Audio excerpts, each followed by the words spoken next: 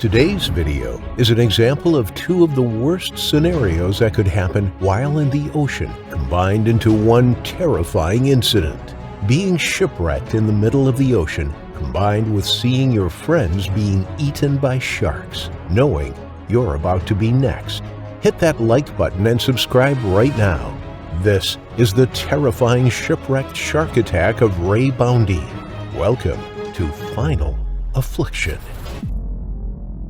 The following is one of the deadliest shark attacks in recorded history. The terrifying ordeal of this event is the true story behind the 2010 movie, The Reef, which remains one of the most intense and hair-raising shark attack films ever created by Hollywood. It was 1983, and 27-year-old Ray Boundy was living his best life out in the scenic tropical city of Townsville, Australia. Captain of a long trawler boat, he was recognized as a capable and experienced sailor, despite his young age. On July 22nd, he and his crew were making preparations for a shrimp fishing journey on the North Australian coast. He was accompanied by his second captain, 23-year-old Dennis Murphy, and his girlfriend, 21-year-old Linda Horton. They were aware of a particular region of water between Townsville and the Great Barrier Reef, famed for being a great fishing ground. Ray intended on staying a few more weeks just to capitalize on this area that had calm water, slower winds, and plenty of fish. The first 2 days of this endeavor were a joy, filled with relaxation, laughter, and good catch. But it was on the third day that things took a turn for the worse. There was an unexpected high wind in the area. The crew had to make a choice, whether to head back to town, which was still several miles away, or to weather out the storm and wait for it to pass. But many hours had gone by, and the winds showed no signs of slowing down. It was midnight now, and the dark was setting in, compounding their problems. The weather worsened, and the waves started to crash against the boat with great force. It was now that the crew realized their trawler boat had serious internal flooding, and tried as hard as they could to keep it afloat. It was suddenly that Dennis noticed a giant wave hurtling toward them, and with little time for judgment, he jumped off the boat, which capsized after being hit. Ray and Linda, who were too late in noticing the wave, now found themselves trapped under the boat with a small pocket of air to breathe. The two quickly planned on getting out of this predicament by swimming far under to the bottom of the capsized boat and then coming back up from the other side. After resurfacing, the two noticed Dennis not far away and quickly regrouped. The trio started assessing what options they now had, stuck in the middle of the water, with a capsized and drowning boat, which was their only solid ground to stand on between miles of water in every direction.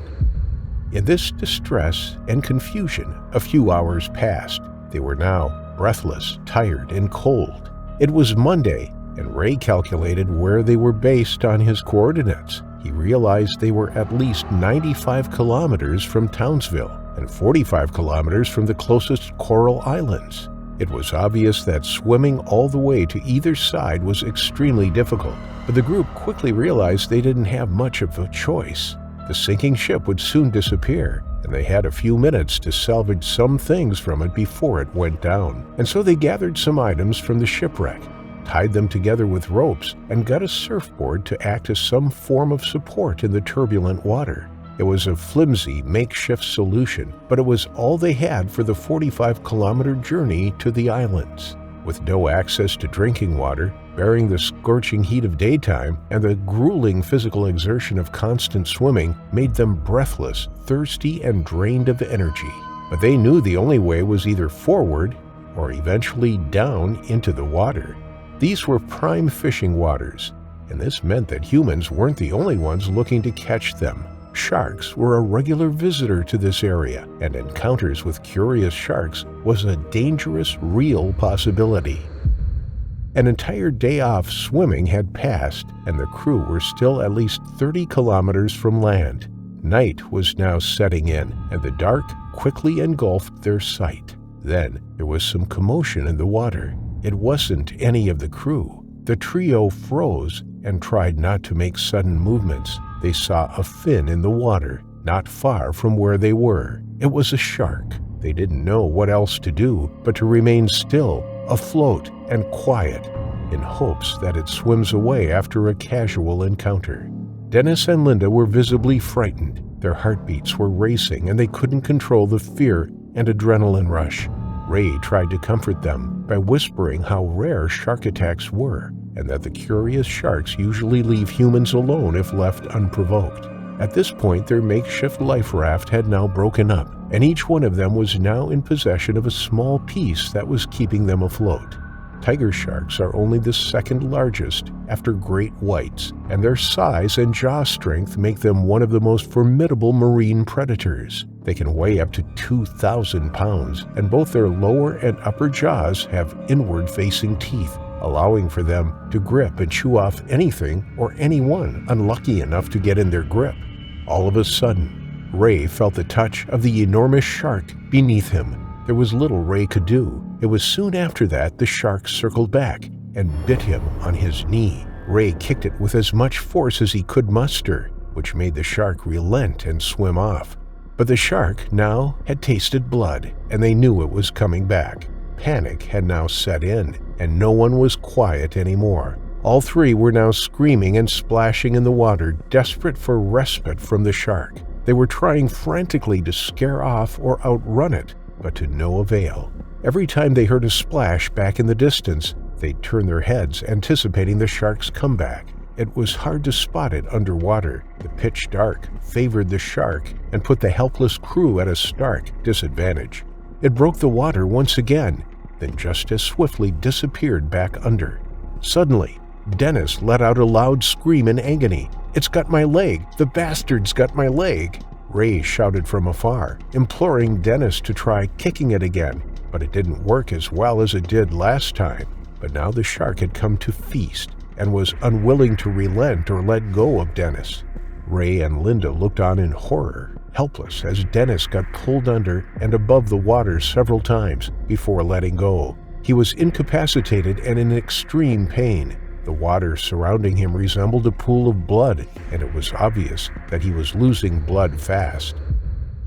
As Ray and Linda swam up to him, it became clear that Dennis was missing an entire leg, and the profuse bleeding would soon render him unconscious. They tried to use a piece of cloth as a tourniquet in an attempt to stop the blood loss, but it wasn't long before the shark reappeared, not sparing them even a few minutes of respite.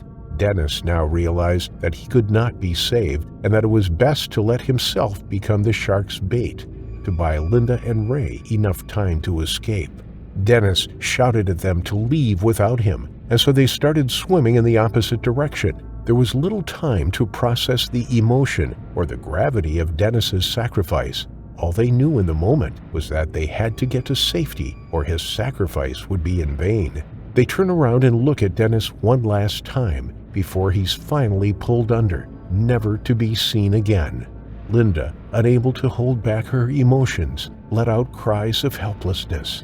Ray offered her momentary comfort, but it was clear they had no option but to sustain a steady pace toward the island. 2 hours had passed, and their speed warranted optimism of their survival, but it was short-lived. The shark appeared once again and began circling Ray and Linda in a cynical fashion. The shark took a plunge deep into the water as they were both frozen in fear. All of a sudden, it broke the water surface and this time went straight for Linda, biting into her arms and torso. With a firm grip on her body, the shark shook its head violently from side to side in an attempt to chew off a bite of her before diving back into the water once more.